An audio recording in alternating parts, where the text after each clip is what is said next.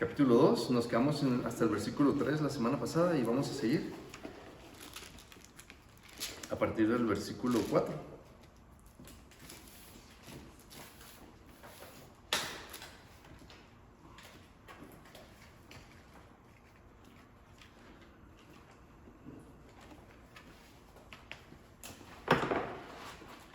Bien.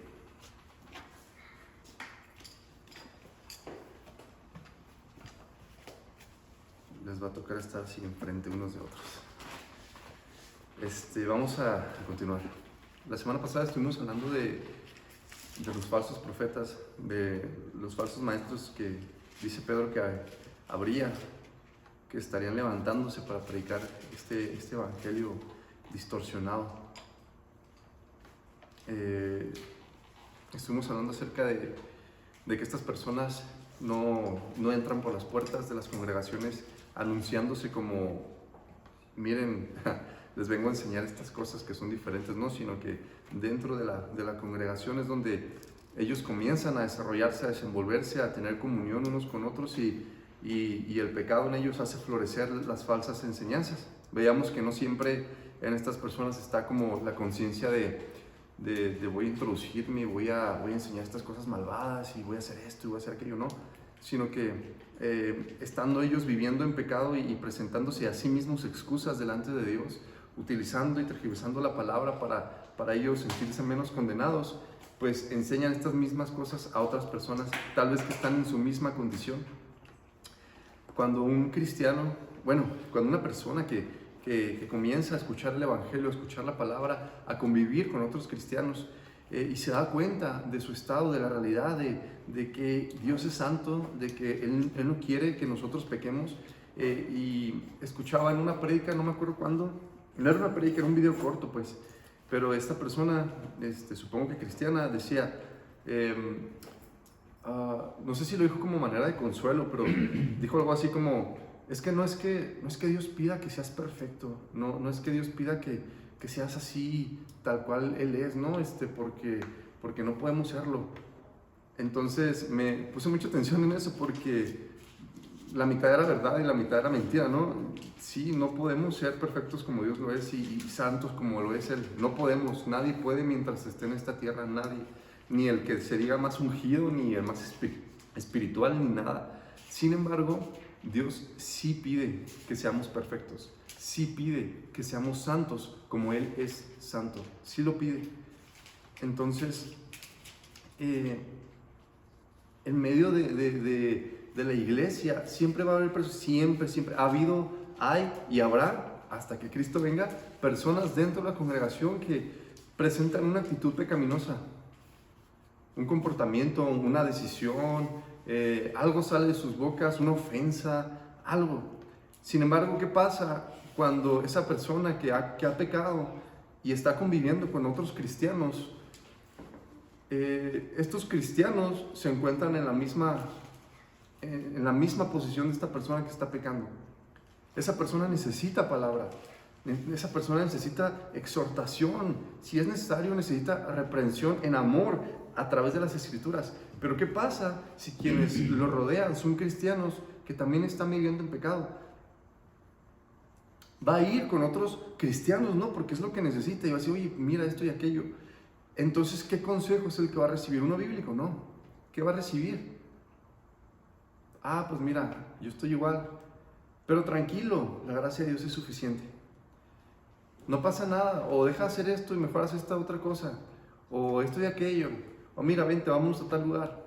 Entonces, si no hay un consejo bíblico, lo que comienza como una buena intención para que una persona no se sienta mal, o para que yo mismo, que estoy yendo en pecado, no me sienta tan mal, al cabo del tiempo eso evoluciona a una falsa doctrina, a una falsa enseñanza, a falsos maestros aprendiendo cómo seguir pecando y dándose pretextos sacados de las Escrituras y enseñando a otros que se encuentran en la misma posición de esa persona para que se sientan igual que él, menos condenados. Entonces, falsos profetas. Esta introducción porque como vimos 3 versículos nada más la semana pasada, para que aterricemos bien lo que vamos a estar estudiando, ¿ok? Entonces, ¿Quiénes son o pueden ser malos maestros, falsos maestros en la iglesia? Todos nosotros, potencialmente todos nosotros podemos ser falsos maestros. Ahora, ¿de dónde surge esto? Ya se los comenté, de una situación donde hay pecado, donde hay desobediencia de parte de Dios en mi vida, y no me pongo a cuentas con la Escritura por medio de la palabra en Cristo Jesús. Va a pasar el tiempo y les dije, va a evolucionar. ¿A qué? A que yo le enseñe a otros que está bien decir que soy cristiano y vivir de la manera en que estoy viviendo. Entonces, versículo 4. Porque si Dios no perdonó a los ángeles que pecaron, sino que arrojándolos al infierno los entregó a prisiones de oscuridad para ser reservados al juicio. Vamos a ver nada más ese versículo. ¿Ok? El Señor no perdonó, vamos a hacer énfasis en esto, el Señor no perdonó a los ángeles que se rebelaron contra Él. Si bien no encontramos un pasaje exactamente el momento en el que estos ángeles desobedecieron, porque vimos en el libro anterior, en la carta anterior, 1 Pedro, que fue en los tiempos de Noé. En los tiempos de Noé, cuando los hijos de Dios se juntaban, tenían hijos con las hijas de los hombres, esto era totalmente desagradable para Dios. Entonces fue en esa época, Noé vivía, y recordemos que en ese tiempo las personas vivían casi 1000 años, así que digamos que en los tiempos de Noé estamos abarcando prácticamente 1 milenio o más. Así que en los tiempos de Noé no encontramos precisamente ese momento, pero podemos ver en Apocalipsis 12, versículo 4 y versículo 9, que Satanás poseía una tercera parte de las estrellas del cielo, y que después, cuando ya no se halló lugar para Satanás en el cielo, Satanás junto con sus ángeles fue arrojado hacia la tierra. Entonces, por esa parte, nosotros nada más quiero que nos ubiquemos en cuanto a esto de los ángeles, ¿ok? No quiero que todo el enfoque sea para Satanás y para los ángeles. El enfoque aquí es sobre el juicio de Dios, completamente. Para quienes piensan que Dios siempre perdona, aquellas personas que creen que ese perdón es completamente infinito de parte de Dios, no es así. El día de hoy, y por hoy me refiero a la época, en esta época en la que vivimos, más bien desde Cristo Jesús, vivimos en un tiempo de gracia. Un tiempo de gracia donde nosotros podemos experimentar la misericordia de Dios en nuestras vidas. ¿Cómo? Cuando tenemos la oportunidad, o las cientos o miles de oportunidades de escuchar el Evangelio de salvación. Este es un periodo de gracia, un periodo donde la misericordia de Dios se extiende a los pecadores para que nosotros no muramos, siendo que ese es nuestro único destino. Muy pronto el periodo terminará y no habrá jamás otra oportunidad para experimentar el perdón de Dios, o al menos no a la eternidad próxima, porque es lo que enseña la palabra. Al menos en la eternidad próxima. ¿Y cuánto dura una eternidad? ¿Que alguien me quiera decir?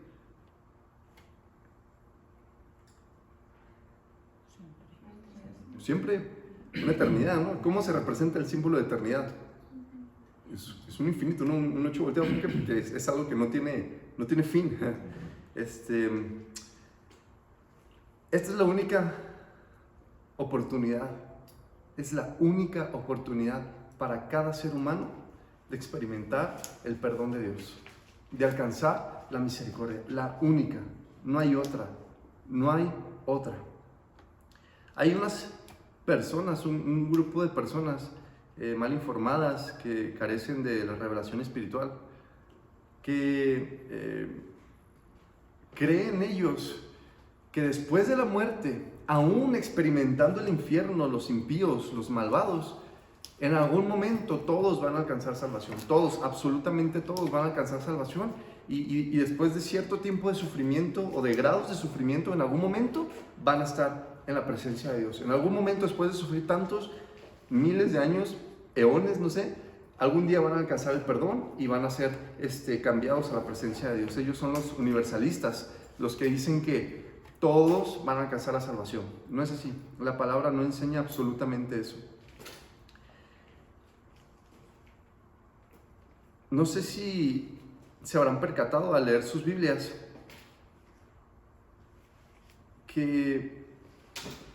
¿cuál es el tema que más trata Jesús? O más bien, que más trató Jesús en su ministerio aquí en la tierra? ¿Qué es de lo que más habló Jesús mientras Él estuvo viviendo aquí en la tierra, desarrollando su ministerio? Arrepentimiento. ¿Arrepentimiento? ¿Quién más? Perdón. Infierno. El infierno. Vamos a decir que fue el tema favorito de Jesús aquí en la tierra, el infierno. Predicó arrepentimiento, predicó el perdón, predicó la obediencia, predicó el cómo es que funciona verdaderamente la ley. Predicó muchas cosas, hizo muchos milagros, pero el tema principal fue el infierno. La realidad de la que muchas personas no quieren hablar. Yo sé que nos encantan, a mí me encanta hablar del cielo, de las promesas, de lo que viene para los hijos de Dios. Y también a mí, como a cientos o miles, no me gusta hablar del infierno. Si hubiera algún pasaje en la Biblia que dijera que en algún momento todos van a salir del infierno, me encantaría predicarlo. O que hay una manera en la que después de la muerte hay perdón de pecados, me encantaría predicarlo. Por lo que sé a través de las Escrituras que hay y que viene para el pecador estando en el infierno, yo no quisiera que nadie estuviera ahí. Si hubiera solo un versículo que dijera que nadie va al infierno, lo predicaría, primero que todo, pero no existe. No existe. De Génesis a Apocalipsis, no existe ese versículo, no lo hay. Entonces, vamos a tocar un poco ese tema el día de hoy. Dios no perdonó a los ángeles que pecaron, ¿ok? Seguimos en el versículo 4. Aquellos seres celestiales que habitaban con Dios y le servían día tras día. Estamos hablando de ángeles, no estamos hablando de seres humanos de carne y hueso que están débiles, que se enferman, que están expuestos todo el tiempo. No. Estamos hablando de ángeles, esos seres celestiales que habitaban con Dios. Pecaron, Dios no los perdonó. Entonces, ¿qué nos puede hacer creer que al rechazar la única fuente de salvación, Jesucristo, Dios perdonará a los hombres malvados?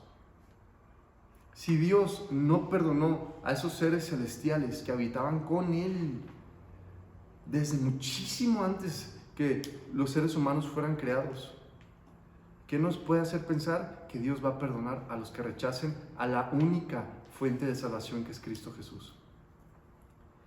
El infierno al que aquí menciona se refiere a Tártaro. En el versículo 4, donde dice que los arrojó al infierno, se refiere a Tártaro, ¿ok? El Tártaro es una palabra que proviene del griego, que utilizaban ellos como un lugar que es todavía más profundo que el Hades, donde estaban los muertos, en donde se encerraban a criaturas monstruosas y malvadas. Entonces, esta palabra puede también referirse al abismo que Jesús menciona en Lucas 8:31 y Apocalipsis capítulos 9, 17 y 20. Entonces, estos ángeles desobedecieron, estos ángeles transgredieron esa voluntad santa de Dios, hicieron lo que es totalmente desagradable a Dios. ¿Y qué hizo el Señor? Los arrojó a prisiones de oscuridad. Los arrojó a prisiones donde lo único, como dice el versículo 4, que están haciendo es esperar el juicio. Esperar el juicio. Entonces, quiero que nos demos cuenta de la realidad de lo que Dios es, o de lo que Él nos deja ver de Él a través de las Escrituras. En los discipulados, tanto mi esposa como yo damos algo que se llama doctrina básica, y en una parte de la doctrina básica vemos una sección muy importante, la más importante, los atributos de Dios. Rápidamente, todos digan un atributo diferente de Dios. Amor, bondad. Uno nada más, un atributo. Inmutable, amor, Dios es amor, inmutable. ¿Otro? Eterno. Uno por persona. Justo ya no vale. Hay muchos, tienen de dónde escoger. Justo, amor, inmutable, misericordioso. Uno más. No sé, perfecto. Perfecto. Pues sí, así es. Y miren, ¿por qué les digo que es el más importante? Porque si nosotros como hijos de Dios, hijas de Dios, no tenemos idea de los atributos de Dios. ¿Qué son los atributos? Lo que lo atribuyen como su persona divina. ¿Qué es lo que lo conforman?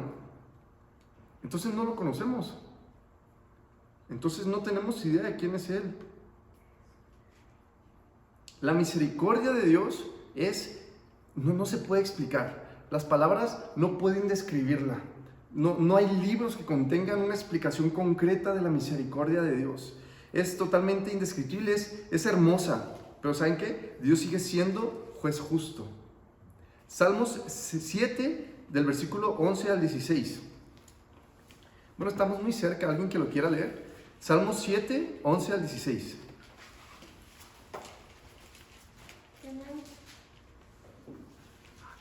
Muy bien. Con voz fuerte para que se escuche bien.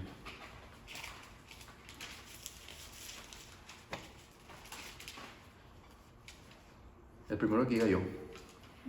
Dios es juez justo y Dios está airado contra el impío todos los días. Si no se arrepiente, Él afilará su espada. Armado tiene ya su arco y lo ha preparado. Asimismo ha preparado armas de muerte y ha labrado saetas ardientes. He aquí el impío concibió maldad, se preñó de iniquidad y dio a luz engaño. Pozo ha cavado y lo ha ahondado, y en hoyo que hizo caerá. Su iniquidad volverá sobre su cabeza y su agravio caerá sobre su propia coronilla. Está furioso contra los malvados. Dios no tiene un pequeño malestar, ¿no? Como cuando comes algo que te cae mal, pero que no te cae tan mal. Vas por la calle, tienes cosas que hacer, de repente sientes la incomodidad, pero ya está, ¿no? Tú te puedes aguantar hasta más tarde que llegas a tu casa. Hay una incomodidad, ahí está, y la puedes soportar. Ya cuando llegas a tu casa, total, tendrás alivio. Dios no siente ese malestar por los malvados. Dios está furioso contra los impíos. Dios está furioso contra los impíos. ¿Cómo lo describe la palabra? Tiene la espada lista. ¿Para qué? ¿Para sobarles la espalda? ¿Para acariciarles la cabeza? No, para asesinar a los impíos, para darles el pago por su maldad. Si no conocemos, repito, los atributos de Dios, no conocemos a Dios. Es amoroso, es amor, es luz, es misericordioso, es dador de gracia, es eterno, es sublime, es todopoderoso, es soberano. Pero es juez justo, es juez justo. ¿Ustedes creen que transgredir la justicia santa de Dios merece el pago de 1 año, de 10 años en el lago de fuego? No, como dice un hermano, si las personas duraran solamente una temporada en el infierno, significa que la santidad de Dios entonces es medible. Solamente es una porción nada más. ¿Por qué? Porque lo que transgredieron fue esa porción. Una vez que cumplen esa porción, listo, ya no hay castigo, ¿no? Sin embargo, es eterno, porque su santidad es eterna, completamente. Aquellos ángeles desgraciados que una vez prefirieron la maldad en los días de Noé, hoy están atados y encarcelados en esas prisiones de oscuridad esperando el juicio de Dios.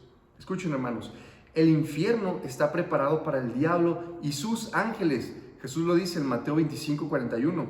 Pero ahí también irán todos los que no están inscritos en el libro de la vida, los cobardes, los incrédulos, los abominables, los inmorales, los hechiceros, los idólatras y todos los mentirosos. Apocalipsis 20:15 y 21:8.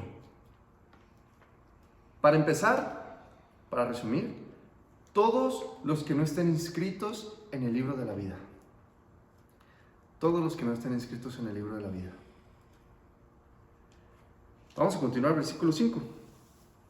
Y si no perdonó al mundo antiguo, sino que guardó a Noé, pregonero de justicia, con otras 7 personas, trayendo el diluvio sobre el mundo de los impíos. Otra pausa, nos vamos a quedar tantito también en ese versículo. Dios no perdonó al mundo antiguo, ¿ok? Ya vimos que Dios no perdonó a los ángeles. No perdonó a los ángeles. Hermano, usted es de carne y hueso. Usted no es un ángel, ¿verdad? Aunque se va al espejo y piense que sí. Usted no es un ángel. Si usted no cree en Cristo Jesús, ¿siente que hay algún motivo para que Dios en algún momento pueda perdonarlo? Absolutamente no. Y eso va para cada uno de nosotros. Absolutamente para cada uno de nosotros. Noé, vamos a repasar tantito eso, les predicó 120 años. Estamos hablando del mundo antiguo. Noé les predicó 120 años a todas las personas que le rodeaban. ¿Acerca de qué? Del diluvio, de lo que estaba por pasar, del juicio que Dios iba a emitir sobre la tierra. ¿Y cómo respondieron las personas contemporáneas a Noé? ¿En serio, No, pues déjame te ayudo con el arca porque no manches, va a estar bien feo. ¿Cómo respondieron? Se burlaban. Se burlaban. Para esto hay que entender que en esos días no llovía. En esos días, hasta el momento de Noé, no había caído ni una sola gota del cielo. La escritura dice que, ¿cómo es que se regaban las plantas? Bueno, no se regaban, pues, subía una brisa desde la tierra todas las mañanas. Entonces, los seres humanos en ese tiempo no conocían la lluvia. No conocían la lluvia. Ninguno se imaginaba que pudiera caer agua del cielo. Entonces, Dios ve a Noé, justo de entre todos los que estaban ahí, les dice: Noé, prepara un arca, porque va a haber un diluvio, voy a hacer caer agua del cielo. ¿Qué pasó con Noé? Noé recibió una promesa de juicio y salvación, de algo que superaba la razón del hombre en aquel momento. Noé fue en cierta forma la antesala de lo que un cristiano es el día de hoy. Pongan atención, porque recibió una promesa de salvación y juicio que iba más allá de la razón humana. Él creyó y se dispuso a obedecer a Dios construyendo aquella arca. En un mundo donde jamás había llovido, fue la burla de todos. Les predicó arrepentimiento y lo terrible que estaba por venir. Y miren lo que dice Jesús en Mateo 24, 37 al 39. Bueno, alguien más que lo lea, por favor. Mateo 24, 37 al 39.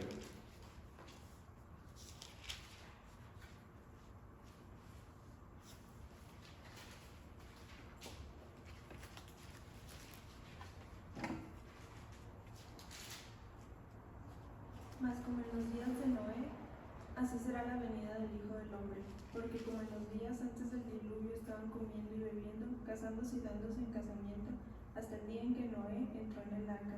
Y no entendieron hasta que vino el diluvio y se los llevó a todos. Así será también la venida del Hijo del Hombre. Como en los días de Noé. Durante 120 años, los malvados estaban comiendo, bebiendo, divirtiéndose, deleitándose en los placeres de la carne, pasándosela a gusto, o si no pasándosela a gusto, simplemente preocupados por todo lo que había que hacer estando en la tierra. Hasta que comenzaron a caer las primeras gotas de lluvia sobre sus cabezas. Yo estoy seguro de que cuando comenzó a llover, empezaron a gritar, despavoridos, corrieron para todos lados, horrorizados. ¿Por qué? Porque lo que una persona loca estaba predicando durante 120 años, había llegado el día de su cumplimiento. Y comenzaron a caer gotas de lluvia del cielo. Cuando nunca antes había comenzado a llover, la gente comenzó a gritar, a horrorizarse.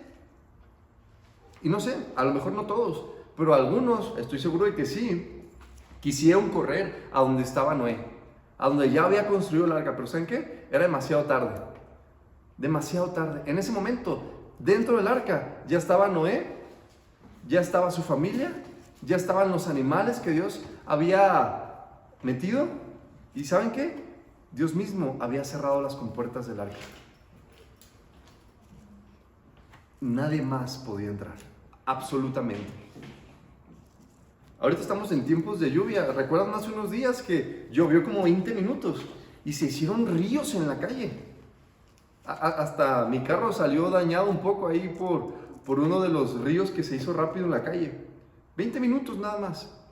40 días y 40 noches, las compuertas del cielo fueron abiertas y cayó toda el agua. Nadie más pudo entrar al arca.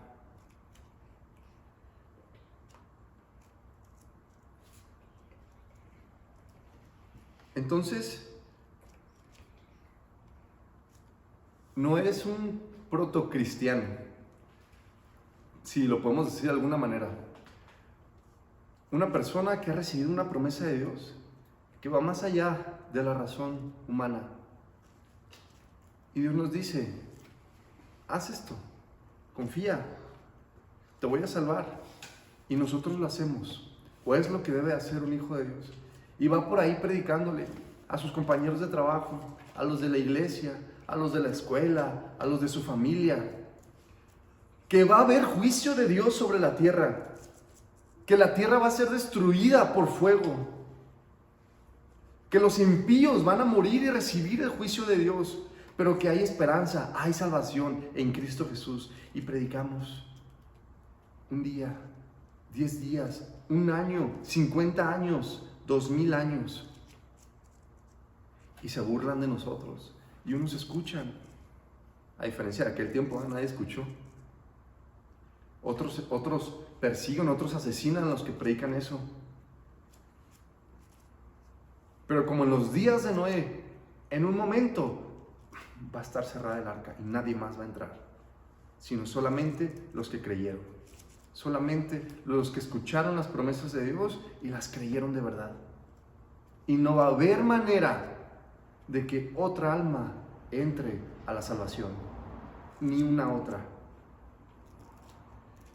Vamos al versículo 6 al 8. ¿Quieres una Biblia? Versículo 6 al 8. Y si condenó por destrucción a las ciudades de Sodoma y de Gomorra, reduciéndolas a ceniza y poniéndolas de ejemplo a los que habían de vivir impíamente, y libró al justo Lot, abrumado por la nefanda conducta de los malvados, porque a este justo, que moraba entre ellos, afligía cada día su alma justa, viendo y oyendo los hechos inicuos de ellos. Condenó por destrucción a las ciudades de Sodoma y Gomorra. Ok, ya pasamos de lo de Noé, donde destruyó a toda la humanidad, todo lo que había, el ser humano construido sobre la tierra fue destruido, y nada más se salvaron 8 personas que dijeron, nosotros sí creemos, nunca hemos visto lluvia, pero creemos, vamos contigo Noé, que pues era su familia, su esposa, sus hijos y sus esposas. Ahora estamos hablando de Sodoma y Gomorra, condenó por destrucción a estas ciudades. Eso está en Génesis, un poquito más del capítulo 18 y capítulo 19. Sodoma y Gomorra también sirve como la representación del mundo actual. Todos andan en camino de perversidad y solamente los escogidos de Dios les será el ser salvados de la destrucción por fuego que se avecina. Sodoma y Gomorra estaban envueltos en su pecado, estaban envueltos en su maldad. Y fueron estos ángeles a recoger a Lot y a su familia, o a los que Lot dijera que fueran con ellos. Lot el justo. Bueno, si bien nosotros no conocemos a detalle la vida de Lot, ¿verdad? Y por la historia podemos ver que no le iba muy bien al pobre Lot, pero Dios lo llama Lot el justo. Sabemos que para los ciudadanos de Sodoma y Gomorra, él era un extraño. Cuando lean 18 y 19 de Génesis, él era un extraño. Lot era un extraño en esas ciudades. Dice, llegaste como un extraño. Que en medio de la depravación sexual que había en ese momento, ética y moral, Lot había enseñado a 2 de sus hijas a que se guardaran vírgenes. En medio de toda la porquería que había en ese lugar, había enseñado a 2 de sus hijas a que se guardaran vírgenes. Tenía más hijas, no sé cuántas más tenía, porque describe a sus otros yernos. Él obedeció e hizo como se le dijo cuando llegaron esos ángeles. Obedeció e hizo como les dijo. También vemos que fue violentado grandemente por proteger a los ángeles que estaba resguardado dentro de su casa. Este pasaje nos enseña también que vivía abrumado. Y dice más adelante el versículo que afligía su alma por la conducta abominable que tenían los sodomitas y los de Gomorra, los cuales aún querían violar a aquellos ángeles. Cuando dice, sácalos para que los conozcamos, la palabra conozcamos es yadá, que en este caso significa a tener relaciones sexuales. Prácticamente los querían violar. Lot afligía su alma día tras día por la perversidad que había en esas ciudades. Dios condenó a esas ciudades a destrucción. Leemos el relato, cuando Lot sale, cuando los ángeles sacan a Lot, a su esposa y a sus 2 hijas vírgenes, cuando ya estaban fuera de peligro, entonces Dios mandó fuego y destruyó, las redujo a cenizas completamente. ¿Por qué? Porque el pago de la maldad es y siempre será la muerte. Y en este caso estamos hablando de muerte física, ¿verdad? Porque aquellos ciudadanos de Sodoma y Gomorra están siendo atormentados ahorita y solamente esperan también el juicio. Todos ellos van a ser resucitados. Y todos ellos van a ser condenados al agua de fuego y azufre. Y Dios guardó al justo Lot. Versículo 9. Sabe el Señor librar de tentación a los piadosos y reservar a los injustos para ser castigados en el día del juicio. Recordemos que piadoso es un estilo de vida donde se busca siempre agradar a Dios en todo, en cada decisión. ¿Sabe Dios guardar la tentación? ¿A quiénes? A los piadosos, a los que en cada decisión quieren agradar a Dios, en cada manera de vivir quieren agradar a Dios. Y el Señor reserva a los injustos para el día de juicio. Job 21:30. Se los voy a leer. Job 21:30 dice que el malo es preservado en el día de la destrucción, guardado será en el día de la ira. Proverbios 16:4 dice: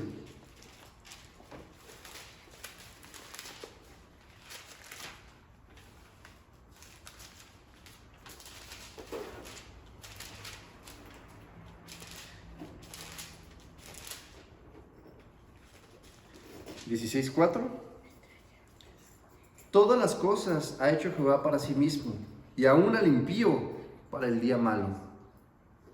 Y vamos a leer el Salmo 73.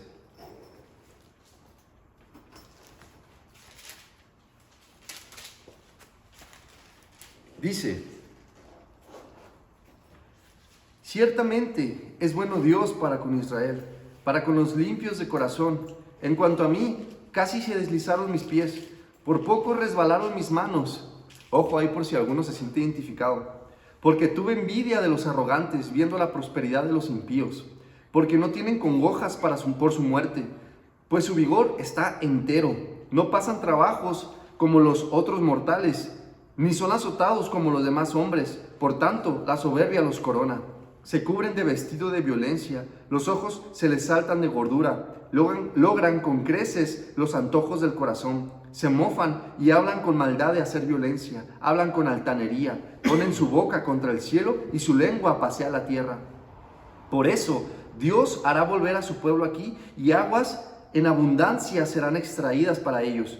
Y dicen: ¿cómo sabe Dios? ¿Y hay conocimiento en el Altísimo? He aquí estos impíos, sin ser turbados del mundo, alcanzaron riquezas. Verdaderamente en vano he limpiado mi corazón y lavado mis manos en inocencia, pues he sido azotado todo el día y castigado todas las mañanas. Si dijera yo: hablaré como ellos, he aquí a la generación de tus hijos engañaría. Cuando pensé para saber esto, fue duro trabajo para mí, hasta que entrando en el santuario de Dios, comprendí el fin de ellos. Ciertamente los has puesto en deslizaderos, en asolamientos los harás caer. ¿Cómo han sido asolados de repente? Perecieron, se consumieron de terrores, como sueño del que despierta. Así, Señor, cuando despertares menospreciarás su apariencia. Se llenó de amargura mi alma y en mi corazón sentía punzadas. Tan torpe era yo que no entendía. Era como una bestia delante de ti. Con todo, yo siempre estuve contigo. Me tomaste de la mano derecha, me has guiado según tu consejo y después me recibirás en gloria. ¿A quién tengo yo en los cielos sino a ti? Y fuera de ti nada deseo en la tierra. Mi carne y mi corazón desfallecen, mas la roca de mi corazón y mi porción es Dios para siempre. Porque he aquí, los que se alejan de ti perecerán. Tú destruirás a todo aquel que de ti se aparta. Pero en cuanto a mí, el acercarme a Dios es el bien. He puesto en Jehová, el Señor, mi esperanza, para contar todas tus obras. Entonces, aquí estamos viendo, ¿no?, que el sentimiento que da el ver a los malvados, cómo viven haciendo el mal, desechando a Dios, desechando la palabra de Dios, o bien retorciendo la palabra de Dios y usándola para sus propios beneficios. Y parece que todo les sale bien.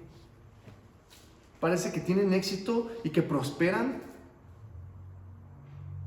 ¿Y qué dice? Hasta que entrando en el santuario del Señor, entendí cuál es el fin de ellos. Tenía envidia de que a esos impíos les fuera bien en esta vida. Hasta que entrando en el santuario del Señor, comprendí cuál era su final. No más envidia, no más envidia. Sabiendo lo que les espera, yo no tengo envidia de que al malvado le vaya bien. Al contrario. Hoy parecen estar contentos y llenos de placeres, pero como el salmista, entendamos cuál es el fin de ellos. Como una vez dijo nuestro hermano Jonathan Edwards, que hoy duerme, este mundo es todo el infierno que un verdadero cristiano va a soportar jamás. Y es todo el cielo que los incrédulos van a disfrutar jamás. Este mundo es todo el infierno que tú como hijo o hija de Dios vas a soportar. Es lo más horrible que vas a vivir de aquí a la eternidad y ya. Pero si alguien muere en incredulidad, esto es el único cielo que pudo haber disfrutado. Ciertamente no podemos llamar a esto cielo. Aunque todos en este lugar fuéramos millonarios y tuviéramos yates, casas, jets privados, y no nos faltara nada en lo material, no podemos llamar a esto cielo. En cada cuadra, casi todos los días, hay un asesinato. Y cada vez más despiadadamente, y cada vez más en la luz de día. Hablando nada más de asesinatos, porque infinidad de cosas que no podemos estar seguros. Que tú y yo estemos aquí hoy, pues es un milagro. Salir de casa y sobrevivir el día de hoy es un milagro. Puedes llamar a esto cielo. Puedes disfrutar de esta vida como la gloria. Como si fuera ya la promesa cumplida de Dios de cielo nuevo y tierra nueva. No, lejos está. Pero ¿sabes qué? Esto es el único cielo que los incrédulos van a poder disfrutar.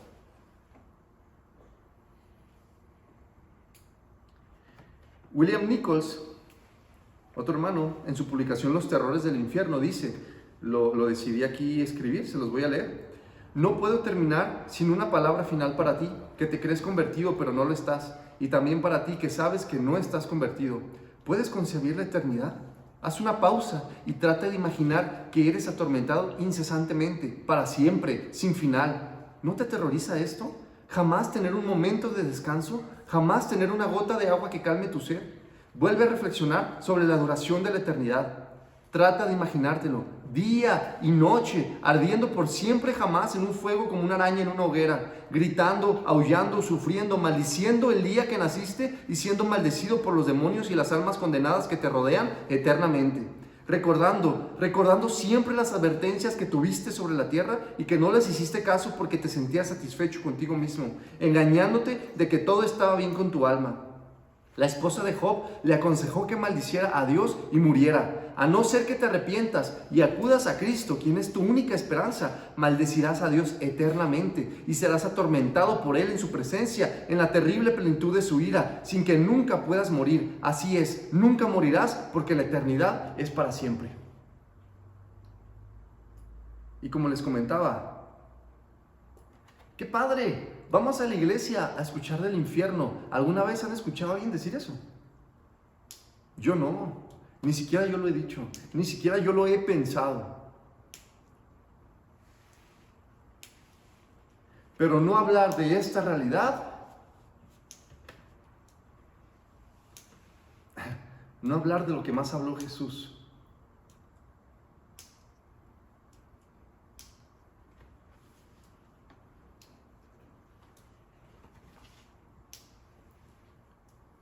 Versículo 10 al 11 dice, continuamos, y mayormente a aquellos que, siguiendo la carne, andan en concupiscencia e inmundicia y desprecian el señorío, atrevidos y contumaces, no temen decir mal de las potestades superiores, mientras que los ángeles, que son mayores en fuerza y en potencia, no pronuncian juicio de maldición contra ellas delante del Señor. Los que hablan maldición contra los poderes celestiales son obstinados y atrevidos a declarar sobre lo que no saben, sobre lo que no conocen. Aún los ángeles malvados no maldicen las autoridades celestiales en presencia del Señor. Imagínense, qué cosa tan grave. Dice, aún los ángeles, que son mayores en potencia, no se atreven a emitir maldición de juicio sobre las autoridades celestiales. Estos sí lo hacen. Y acuérdense, ¿quiénes pueden ser potencialmente falsos maestros? Todos los que estamos en esta habitación y todos los que están fuera de esta habitación. Los ángeles no se atreven a maldecir las autoridades celestiales en presencia del Señor. ¿Has escuchado alguna vez a alguien que maldiga el nombre de Dios?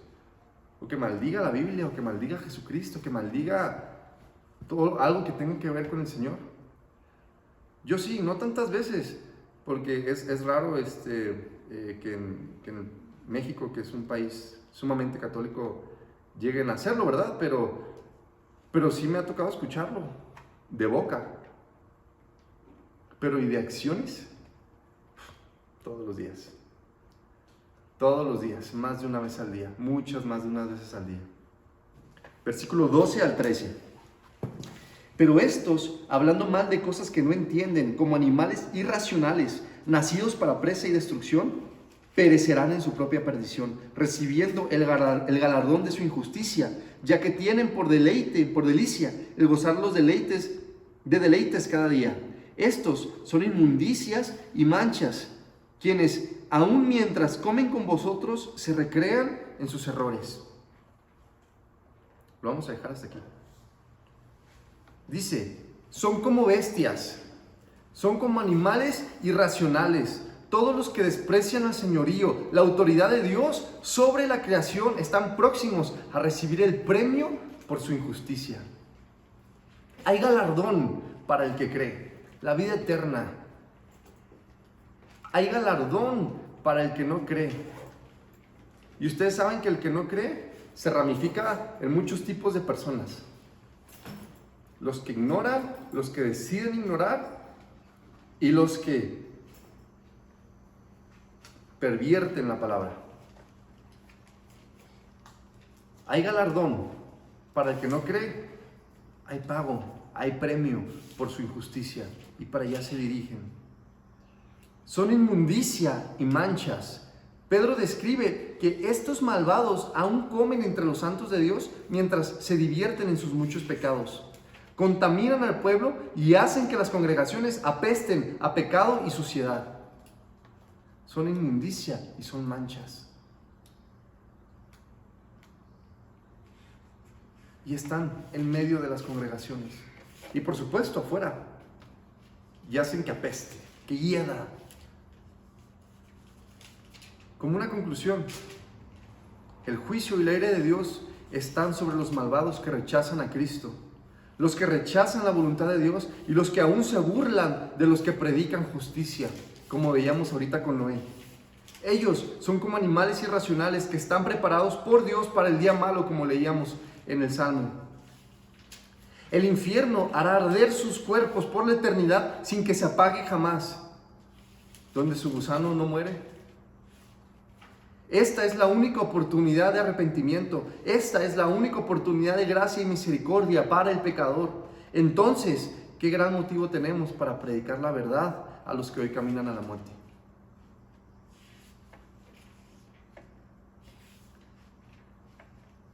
No sé si te ha pasado, a mí sí. Y lo confieso. Desear que alguien se vaya al infierno. Yo he deseado que alguien se vaya al infierno. Tal vez más de una persona. Pero después de entrar en el santuario del Señor y entender cuál es el fin de ellos, mejor me pongo a predicar. Yo sé que tú, como yo, podemos fallar y que alguien nos caiga tan mal o que nos haga tanto daño que deseemos que se vaya al infierno. Podemos hacerlo porque somos carne, somos débiles, pero no es el estilo de vida de un hijo de Dios. Si un día, como yo lo llegué a hacer, tú llegas a hacerlo, arrepiéntete, porque hay gran motivo para predicar el evangelio a las personas, a todas las personas, especialmente a las que evidentemente se ve que caminan para perdición. Hay gran motivo. El Señor, que tiene preparada morada para los que creen, tiene preparado lago de fuego y azufre para los que lo desechan. Y esa persona puede ser tu hijo, tu hija, tu pareja, tu padre, tu madre, tus amigos cercanos de toda la infancia, tus parientes lejanos, tus compañeros de trabajo, tus compañeros en la escuela, tus abuelos, tus nietos, todas las personas que te rodean. Hay motivo para predicar el evangelio. El infierno es tan real como el cielo.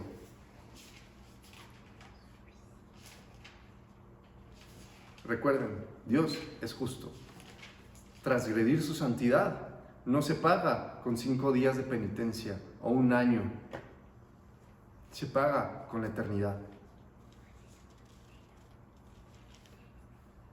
Por cierto, les mencioné nada más un grupo de personas, los universalistas, ¿no? Que creen que un día todos van a ser salvos. Bueno, ya vimos que no. Hay otro grupo de personas que creen, son los aniquilacionistas. Ellos creen que las personas que van al infierno van a ser destruidas, así, borradas. No es así. Jesucristo no enseñó eso y la Escritura no enseña eso. Es fuego eterno, es castigo eterno. Y eterno, repetimos, ¿cuánto dura? Para siempre. Para siempre.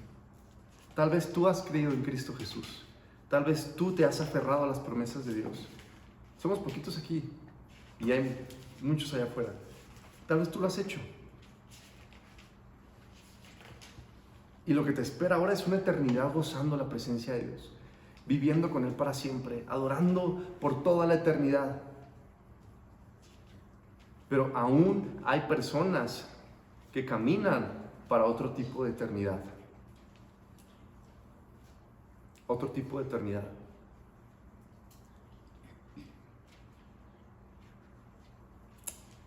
Vamos a orar. Señor, te damos gracias por tu palabra. Gracias, Padre Santo, porque nos hablas a través de ella. Porque, Señor, tú nos enseñas tu voluntad a través de ella. Porque podemos ver, Señor, el destino de los que te creen, pero también podemos ver el destino de los que te rechazan.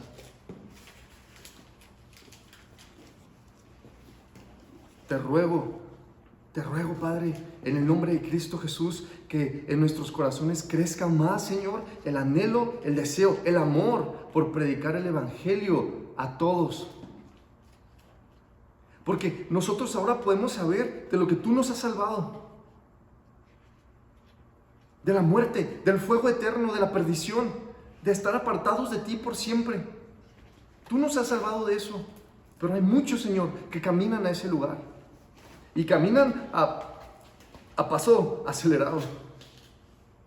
Ayúdanos, Señor, a amarlos, a orar por ellos, a ser valientes y predicar el Evangelio. Descansamos completamente, Dios, en que sí, bueno, esta vida es complicada en muchos sentidos, pero como veíamos, Señor, si lo podemos decir de alguna forma, es el único infierno que vamos a vivir tus hijos. Así que, Señor, como dijo Pablo, haz madurar en nosotros tu carácter para que nosotros queramos darnos todo por todos, en oración, en súplica, en predicar el Evangelio, en vivir el Evangelio. Más allá de nuestros intereses carnales o nuestros deseos meramente mundanos, Señor, ayúdanos a vivir con la mira puesta en lo celestial, en Cristo Jesús. Te pido, Dios, que tu palabra, Señor, no regrese vacía en los oyentes el día de hoy, y que con gracia, Señor, tú nos atraigas a tu presencia con lazos de amor, Señor. Tu misericordia nos abrace, Señor, y nos haga entender tu amor, nos haga entender el sacrificio, nos haga entender tu palabra y vivir por ella para agradarte, Señor, de manera piadosa, porque sabemos que tú guardas de la tentación a los piadosos, Dios, y porque tú reservas a los injustos, Señor, para juicio. Haznos valientes para predicar el Evangelio. Te lo pido en el nombre de Cristo Jesús. Amén.